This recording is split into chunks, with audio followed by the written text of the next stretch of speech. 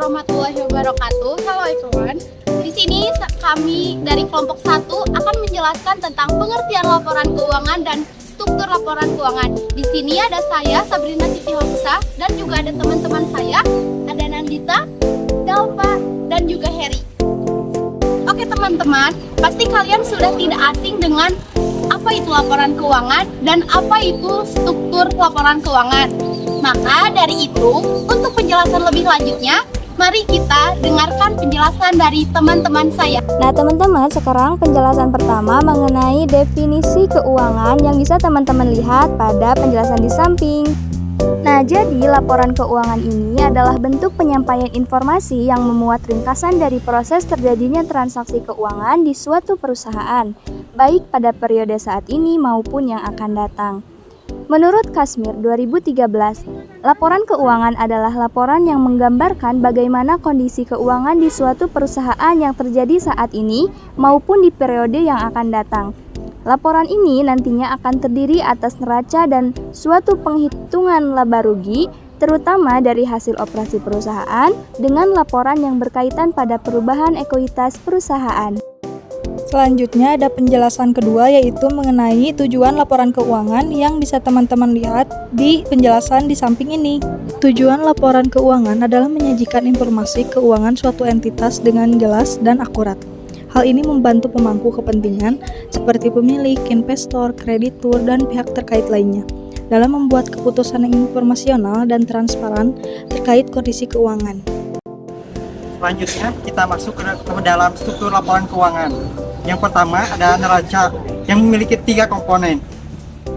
Neraca merupakan laporan keuangan yang berisikan adanya jumlah aktiva atau harta, kewajiban atau hutang, dan modal perusahaan atau ekuitas pada saat tertentu. Pada jumlah kekayaan harta akan disajikan di sisi aktiva, sedangkan jumlah kewajiban dan modal akan disajikan di sisi pasiva. Nah, jumlah aktiva dan pasiva ini haruslah sama alias balance. Komponen bagian pada laporan keuangan neraca yang pertama aktiva lancar, berupa harta atau kekayaan yang dapat diuangkan ketika dibutuhkan dan paling lama 1 tahun.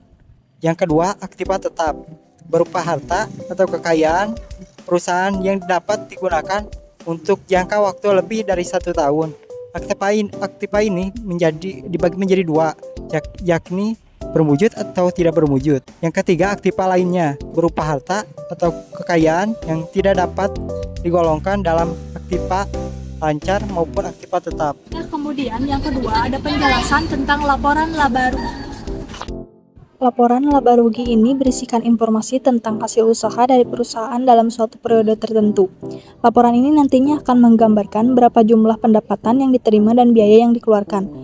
Komponen pada laporan laba rugi secara garis besar, sebuah laporan keuangan laba rugi harus memuat beberapa komponen berikut ini: penjualan, harga pokok, laba kotor, biaya operasi, laba kotor operasional, penyusutan, dan biaya bunga.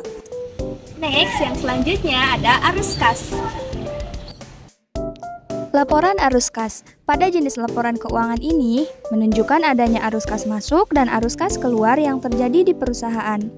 Arus kas masuk dapat berupa pendapatan atau pinjaman yang dilakukan dari pihak lain, sementara arus kas keluar dapat berupa biaya-biaya yang dikeluarkan oleh perusahaan, termasuk juga pembayaran biaya operasional perusahaan. Laporan arus kas ini disusun untuk periode tertentu. Laporan arus kas sangat penting untuk menunjukkan posisi keuangan sebuah perusahaan dan menjadi dasar untuk penganggaran dan perencanaan bisnis. Komponen-komponen tersebut meliputi: yang pertama, arus kas dari aktivitas pendanaan. Pada posisi ini, menunjukkan aktivitas penting yang membantu perusahaan meningkatkan modal dan pembayaran return investor. Yang kedua, arus kas dari aktivitas operasi. Dalam menjalankan bisnis, terdapat beberapa kegiatan operasional yang perlu diperhatikan, seperti produksi, penjualan, pengiriman produk, dan pengumpulan pembayaran dari pelanggan. Yang terakhir, arus kas dari aktivitas investasi. Dalam proses ini, arus kas dari aktivitas investasi terkait dengan pembelian dan penjualan aset tetap, instrumen utang dan ekuitas di pasar modal, serta item-item lainnya. Dan yang terakhir ada catatan atas laporan keuangan. Jika 4 komponen laporan keuangan sebelumnya berisikan angka-angka, maka unsur laporan keuangan satu ini berisikan tentang penjelasan atau daftar rinci mengenai pos-pos yang tertera di dalamnya. Melalui laporan ini, baik perusahaan maupun investor dan stakeholder dapat memahami lebih detail apa yang terjadi dengan keuangan sebuah perusahaan.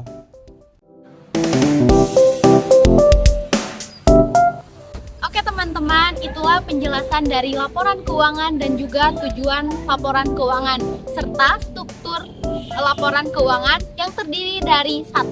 Neraca, yang kedua laporan laba rugi, yang ketiga arus kas, yang keempat catatan atas laporan keuangan.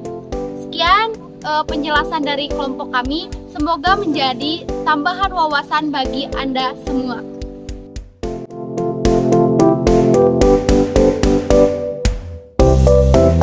Thanks for watching.